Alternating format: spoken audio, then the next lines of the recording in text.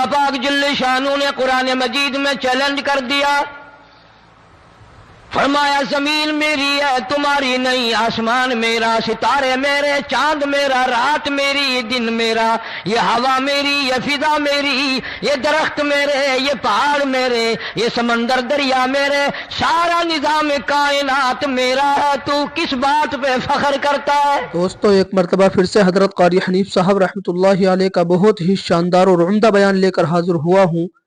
بیان کا عنوان ہے اپنے گناہوں سے توبہ کس طرح سے کریں۔ بیان کے اندر اور بھی بہت ساری باتیں موجود ہیں، آئیے مل کر توجہ کے ساتھ میں اس بیان کو سنتے ہیں، انشاءاللہ بہت فائدہ ہوگا۔ واللہ یقبض ویبسط والیہ ترجعون،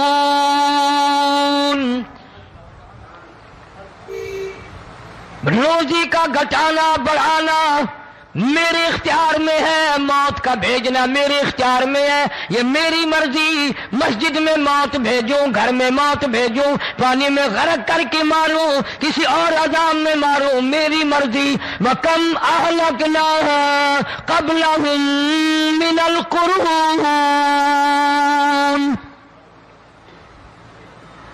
میری زمین پہ فساد نہ مچاؤ، عداوت نہ مچاؤ، بدماشی نہ پھیلاؤ، زناکاری نہ پھیلاؤ، ظلم و زیادتی نہ پھیلاؤ، ورنہ وہ بے نیاز ذات ہوں۔ میں پھر ملکوں افراد کی بات نہیں، خاندان کی بات نہیں، میں تو ملکوں کے نام و نشان مٹا دیا کرتا ہوں۔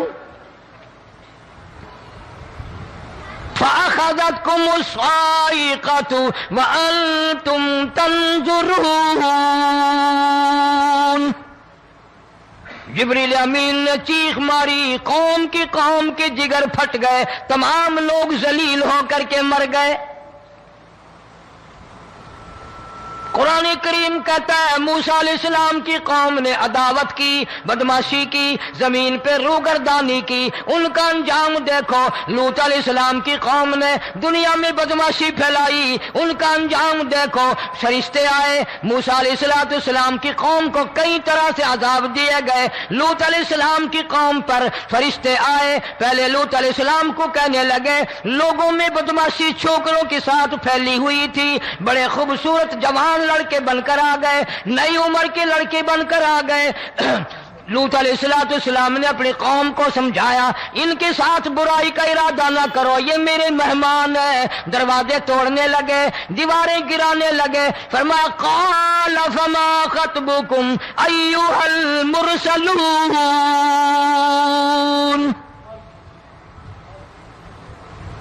لوط علیہ السلام نے خوشامد بھی کی، اور ظالموں باز آ جاؤ، میرے مہمانوں کی بے عزتی نہ کرو، میرے مہمانوں کی توہین نہ کرو۔ فرمایا قال یا قوم ان هؤلاء بناتی ہن اطہر لکم فاتقوا اللہ۔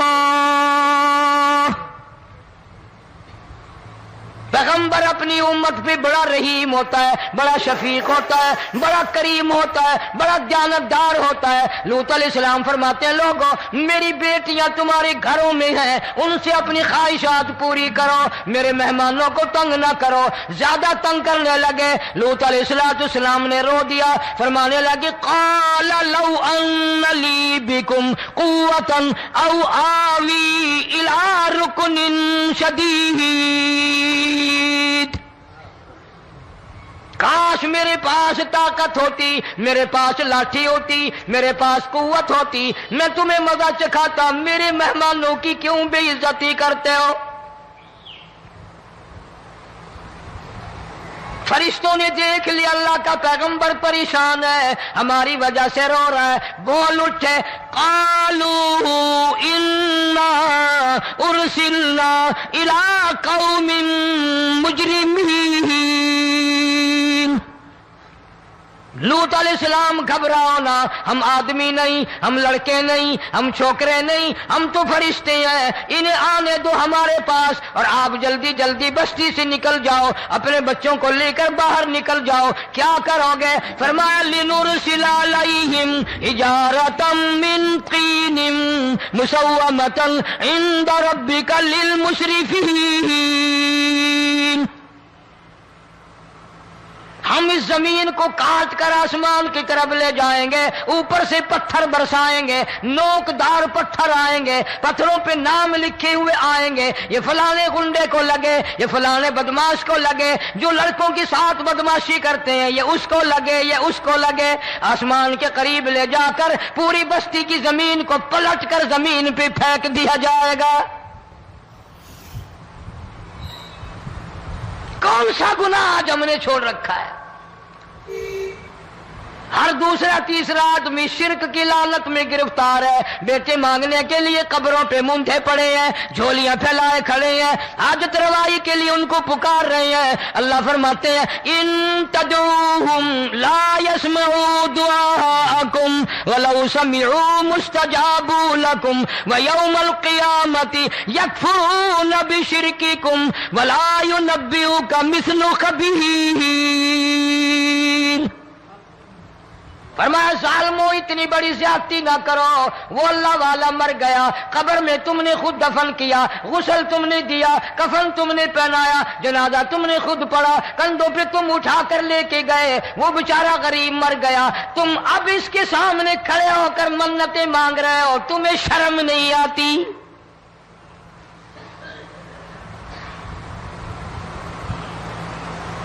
کتمیر کے لفظ آتے ہیں قرآن میں۔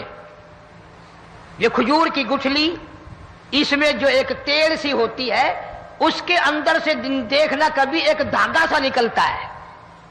کھجور کی گٹھلی اور گٹھلی کا جو سوراخ سا ہے لمبا، اس کے اندر سے ایک باریک سا دھاگا سا نکلتا ہے، اس کو قرآن اور اللہ پاک کتمیر عربی میں کہتے ہیں۔ فرمایا تم بیٹے مانگ رہے ہو، تم نوکری مانگ رہے ہو، تم حاجت روائی ان سے مانگ رہے ہو، حالانکہ یہ تو کھجور کی گٹھلی کا وہ دھاگا پیدا نہیں کر سکتے۔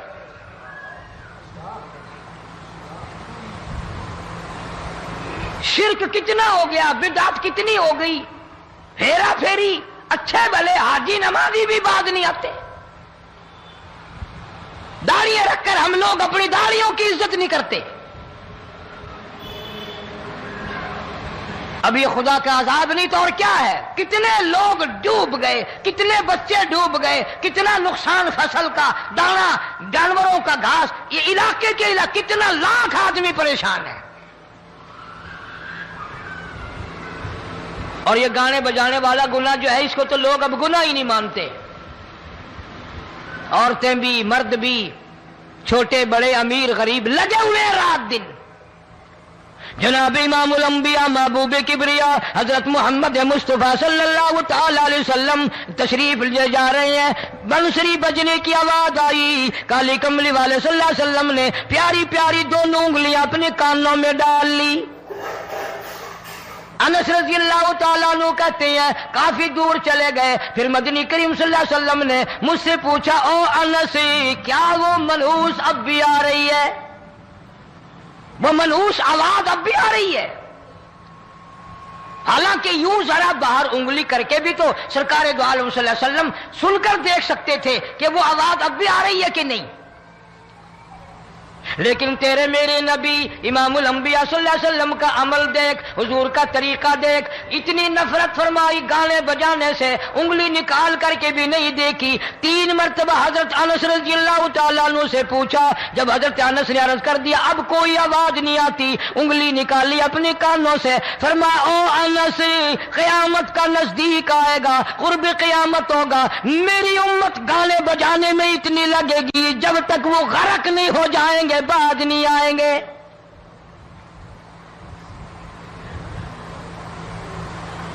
ارشاد فرمایا مدنی کریم صلی اللہ تعالی علیہ وسلم نے ایسے وقت میں پھر حال یہ بنے گا، مرتے وقت کلمہ نصیب نہیں، مرتے وقت قرآن کی تلاوت نصیب نہیں، استغفار توبہ کی توفیق نہیں، ادھر دم نکلے گا، ادھر موت کا جھٹکا لگے گا، ادھر کانوں میں یا منہ میں کنجری کا گانا ہوگا۔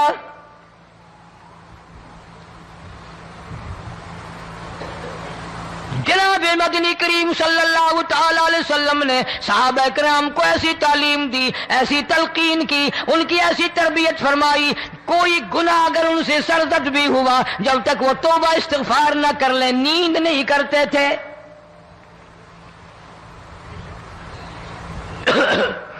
ماعز سلمی رضی اللہ تعالیٰ عنہ صحابی ہے محمد عربی، سب کہہ دو صلی اللہ علیہ وسلم کا،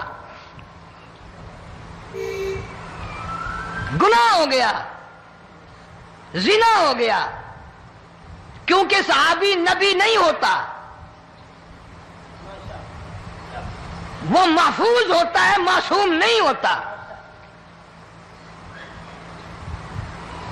اس کا یہ مطلب نہیں کہ ہم صحابہ کرام کو اپنے اوپر قیاس کریں، ارے ان کے گناہ اور تھے، ہمارے گناہ اور ہیں۔ گناہ سرزد ہو گیا، کسی نے دیکھا نہیں، مخبری نہیں کی، کوئی پکڑ کے نہیں لایا، جوان خود آیا، مدنی کریم صلی اللہ تعالی علیہ وسلم کی خدمت میں آتا ہے، حاضر ہو کر کہتا ہے کالی کملی والے یا رسول اللہ صلی اللہ علیہ وسلم انطہرنی طہرنی، مجھے پاک کر دو، مجھے پاک بنا دو، مجھ سے گناہ ہو گیا، انی قد ہلکت، میں ہلاک ہو گیا، میں تباہ ہو گیا، میں برباد ہو گیا، میں مارا گیا، میرے منحوس قدم اس اللہ کی زمین پہ نہیں پڑنے چاہیے۔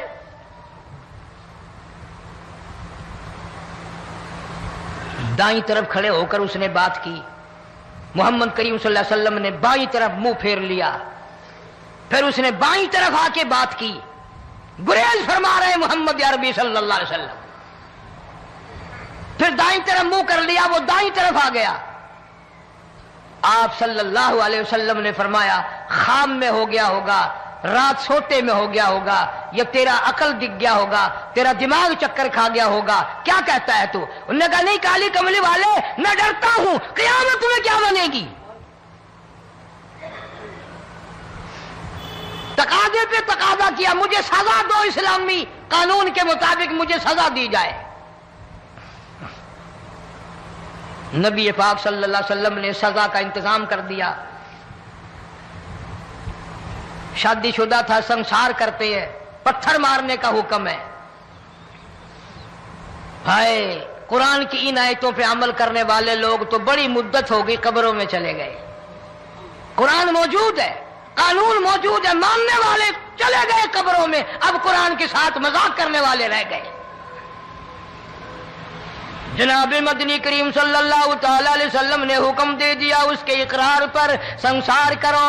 جب لوگ پتھر مارنے لگے، ہڈیاں مارنے لگے، خون کی دھار نکل کر ایک جوان کے کپڑوں پہ پڑ گئی، اس نے حضرت معاذ سلمی رضی اللہ تعالیٰ عنہ کی شان میں گستاخی کا لفظ کہہ دیا۔ مدنی کریم صلی اللہ علیہ وسلم نے سن لیا، فرمایا بعد آ جا، میرے صحابی کو کچھ نہ کہو، اس جوان کو کچھ نہ کہو۔ کیوں؟ اس لیے اس نے تو وہ توبہ کی ہے، وہ استغفار کیا ہے۔ اگر ایک صحابی کی توبہ کے صدقے میں آج 12,000 مدینے کی ساری آبادی کو جنت مل گئی۔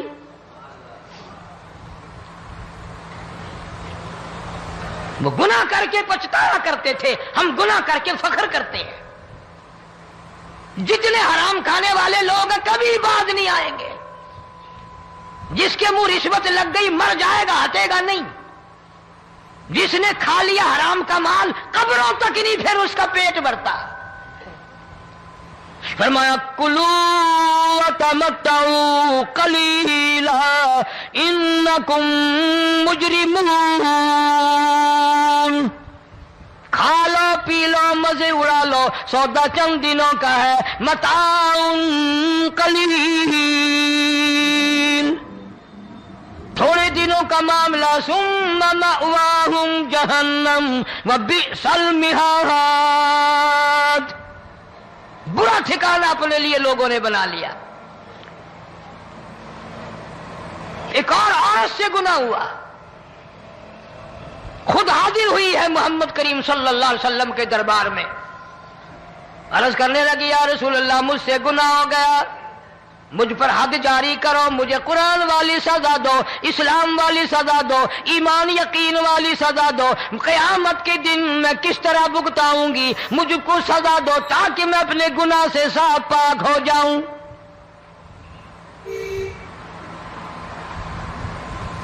آپ صلی اللہ علیہ وسلم نے پوچھا حمل تو نہیں؟ اس نے کہا ہاں ہو گیا۔ پیغمبر ہے، نبی ہے، اور یہ تو امام الانبیاء ہے صلی اللہ علیہ وسلم۔ فرمایا گناہ تو نے کیا، سزا تجھے دیں، یہ بچہ بھی ساتھ قتل ہو جائے گا۔ آپ نے رو کر فرمایا اس بچے کے قتل کا قیامت میں کیا جواب دوں گا؟ آج ملک میں ہزاروں حمل گرائے جا رہے ہیں، تماشا بنا ہوا ہے زنا کا۔